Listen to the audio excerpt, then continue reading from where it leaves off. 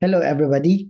Ano po ba ang pangatlong duties and responsibilities of an accredited pollution control officer?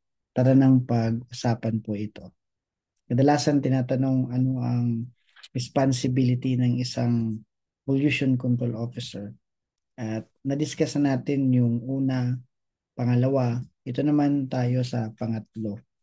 Sabi sa section 10, item number 3 ng Dow 2014-02, the duties and responsibilities of an accredited PCO, I read and I quote, attend to all permitting and registration requirements of the establishment prior to the construction, installation, or operation of pollution sources and control facilities.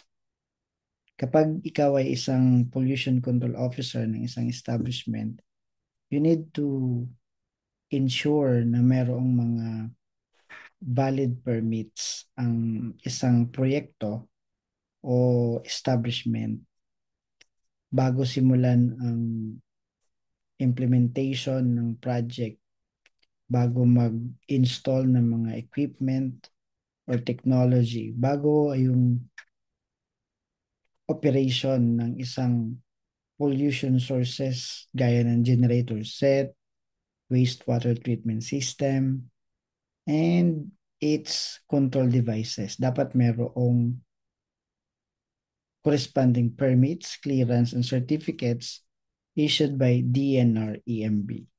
So that's the duty and responsibility of the PCO, like to secure an environmental compliance certificate or certificate of non-coverage. Ganon din yung wastewater discharge permit,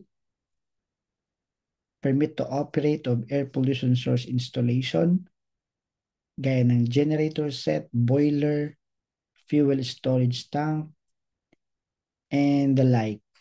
And syempre, yung registration as a hazardous waste generator. So ito po ang pangatlo na duties and responsibilities ng isang accredited pollution control officer. Kung gusto niyo pong malaman yung pang-apat na duty and responsibility, please subscribe to this channel. Please share and like this video. Thank you very much and have a great day.